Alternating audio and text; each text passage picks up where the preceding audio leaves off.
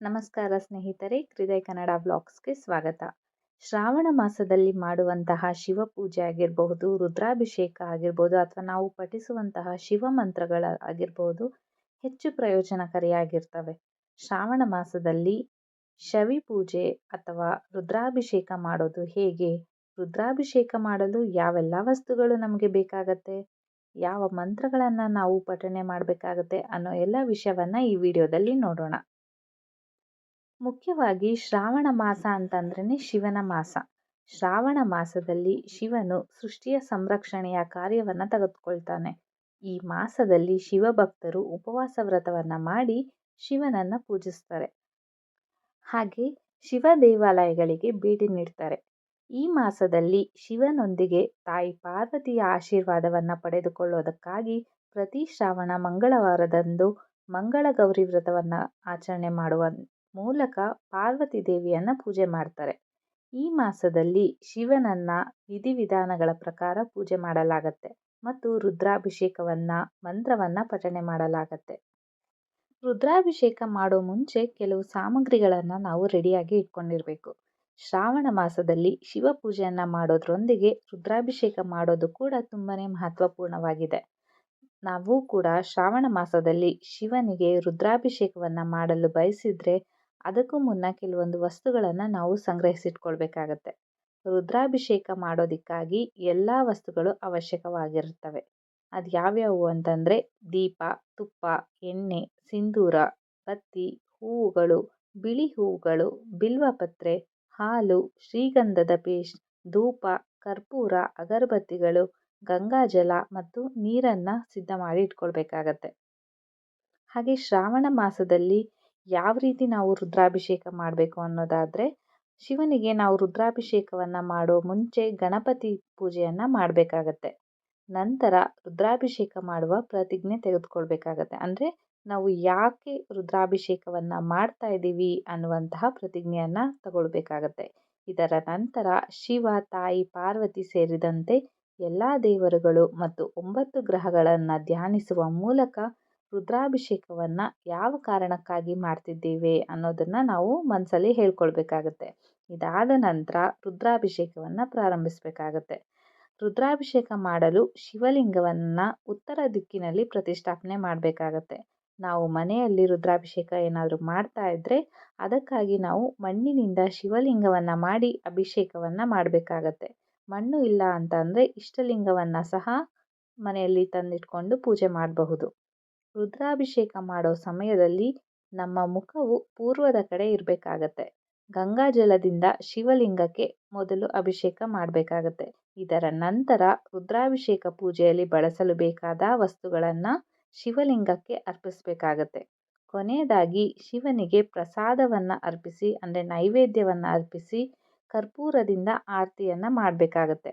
ಇದರ ನಂತರ ಶಿವಲಿಂಗಕ್ಕೆ ಅರ್ಪಿಸಿದ ನೀರು ಅಥವಾ ಇತರ ದ್ರವಗಳನ್ನು ಪೂಜೆಯಲ್ಲಿ ಹಾಜರಿದ್ದ ಎಲ್ಲ ಜನರ ಮೇಲೆ ಸಿಂಪಡಿಸಿ ಅವರಿಗೆ ಪ್ರಸಾದವನ್ನು ಹಂಚಬೇಕಾಗತ್ತೆ. ರುದ್ರಾಭಿಷೇಕ ಪೂಜೆಯ ಸಮಯದಲ್ಲಿ ವಿಶೇಷವಾಗಿ ಓಂ ನಮಃ ಶಿವಾಯ ಎಂಬ ಮಂತ್ರವನ್ನು ಜಪಿಸುತ್ತಾ ಇರಬೇಕಾಗತ್ತೆ. ಸಾಧ್ಯವಾದರೆ ಪಂಡಿತರಿಂದ ರುದ್ರಾಭಿಷೇಕವನ್ನು ಮಾಡಿ. ಆಗ ಮಾತ್ರ ನಾವು ಮಾಡಿದಂತಹ ಪೂಜೆಯನ್ನು ಉತ್ತಮವಾಗಿ ಮಾಡಲು ಸಾಧ್ಯವಾಗತ್ತೆ.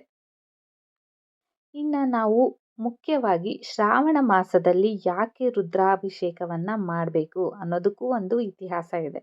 ಕೆಲವು ನಂಬಿಕೆಗಳ ಪ್ರಕಾರ ಶಿವನು ಶ್ರಾವಣ ಮಾಸದಲ್ಲಿ ಹರಿದ್ವಾರದಲ್ಲಿರುವ ತನ್ನ ಅತ್ತೆಯ ಮನೆಗೆ ಬರ್ತಾನಂತೆ. ಇಲ್ಲಿಗೆ ಶಿವನು ತನ್ನ ಕುಟುಂಬದೊಂದಿಗೆ ಬರ್ತಾನೆ, ಅಂದರೆ ತನ್ನ ಅಪ್ಪ ಅಮ್ಮ ಎಲ್ಲರ ಜೊತೆ ಬರ್ತಾನೆ.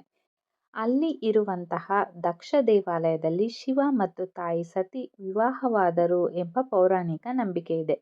ಇನ್ನು ಕೆಲವೊಂದು ಕಥೆಗಳ ಪ್ರಕಾರ ದೇವಿಯು ತನ್ನ ತಂದೆ ದಕ್ಷ ಪ್ರಜಾಪತಿಯ ಪ್ರಸಿದ್ಧ ಯಾಗಕ್ಕೆ ಹೋಗಿರ್ತಾಳೆ. ಅದರಲ್ಲಿ ಶಿವನನ್ನು ಆಹ್ವಾನಿಸಿರಲಿಲ್ಲ. ಆದರೂ ಸಹ ಸತಿ ತನ್ನ ಪತಿಯ ಮಾತನ್ನು ಮೀರಿ ತಂದೆಯ ಯಜ್ಞದಲ್ಲಿ ಪಾಲ್ಗೊಳ್ಳುವ ಮೂಲಕ ಅವಮಾನಕ್ಕೆ ಒಳಗಾಗ್ತಾಳೆ. ಸತೀದೇವಿಯು ತನ್ನ ಪತಿಗಾದ ಅವಮಾನವನ್ನು ಸಹಿಸಲಾರದೆ ಆ ಸ್ಥಳದಲ್ಲಿಯೇ ಯಾಗದಲ್ಲಿ ತನ್ನ ಪ್ರಾಣವನ್ನು ಅರ್ಪಿಸ್ತಾಳೆ. ಇದರ ನಂತರ ಶಿವನ ಕೋಪವು ಉತ್ತುಂಗಕ್ಕೇರುತ್ತೆ. ಶಿವನ ಮಗ ವೀರಭದ್ರನು ದಕ್ಷ ಪ್ರಜಾಪತಿಯ ತಲೆಯನ್ನು ಕತ್ತರಿಸ್ತಾನೆ. ನಂತರ ದೇವತೆಗಳ ಕೋರಿಕೆಯ ಮೇಲೆಗೆ ಶಿವನು ಮೇಕೆಯ ತಲೆಯನ್ನು ಜೋಡಿಸುವ ಮೂಲಕ ರಾಜ ದಕ್ಷನನ್ನ ಮತ್ತೆ ಜೀವಂತಗೊಳಿಸ್ತಾನೆ.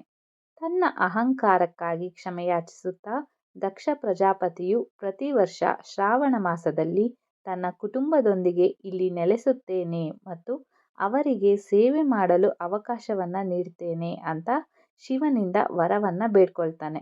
ಅಂದಿನಿಂದ ಶಿವ ಮತ್ತು ತಾಯಿ ಪಾರ್ವತಿ ದೇವಿಯು ಶ್ರಾವಣ ಮಾಸದಲ್ಲಿ ಭೂಮಿಗೆ ಬಂದು ಭಕ್ತರ ದುಃಖಗಳನ್ನು ನಿವಾರಿಸುತ್ತಾರೆ ಅನ್ನುವ ನಂಬಿಕೆ ಇದೆ. ಇನ್ನು ಶ್ರಾವಣ ಮಾಸದಲ್ಲಿ ಶಿವ ಮಂತ್ರಗಳು ಕೆಲವೊಂದಿರ್ತವೆ. ಅವುಗಳನ್ನು ನೀವು ಯಾವಾಗಲೂ ಪಠನೆ ಮಾಡ್ತಾ ಇದ್ದರೆ ನಿಮ್ಮ ಜೀವನದಲ್ಲಿ ಒಳ್ಳೆಯ ಸ್ಥಾನವನ್ನು ಏರ್ತೀರಾ ಅನ್ನುವ ನಂಬಿಕೆ ಇದೆ. ಶ್ರಾವಣ ಮಾಸದಲ್ಲಿ ಪಠಿಸುವಂತಹ ಕೆಲವು ಮಂತ್ರಗಳು ಹೀಗಿವೆ. ಓಂ ನಮಃ ಶಿವಾಯ, ಇದು ಮೊದಲನೇದು. ಓಂ ನಮಃ ಶಿವಾಯ.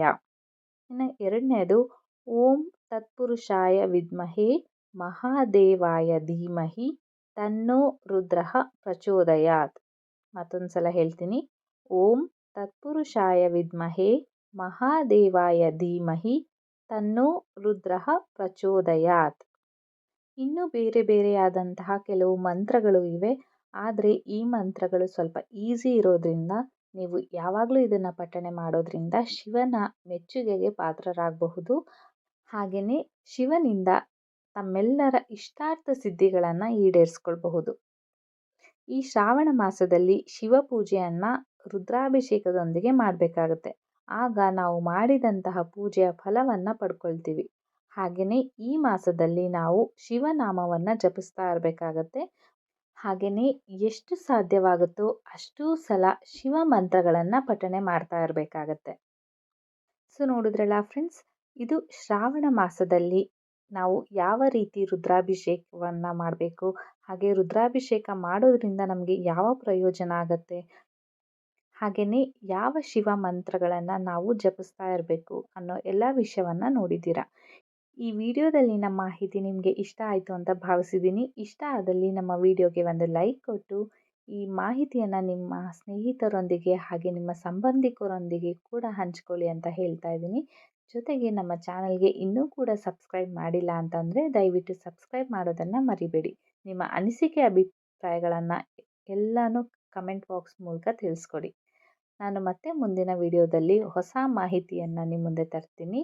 ಹಾಗೆಯೇ ಈ ವಿಡಿಯೋವನ್ನು ಪೂರ್ತಿಯಾಗಿ ನೋಡಿದ್ದಕ್ಕೆ ತುಂಬ ಧನ್ಯವಾದಗಳನ್ನು ತಿಳಿಸ್ತಾ ಈ ವಿಡಿಯೋವನ್ನು ಮುಗಿಸ್ತಾ ಇದ್ದೀನಿ. ಎಲ್ಲರಿಗೂ ನಮಸ್ಕಾರ.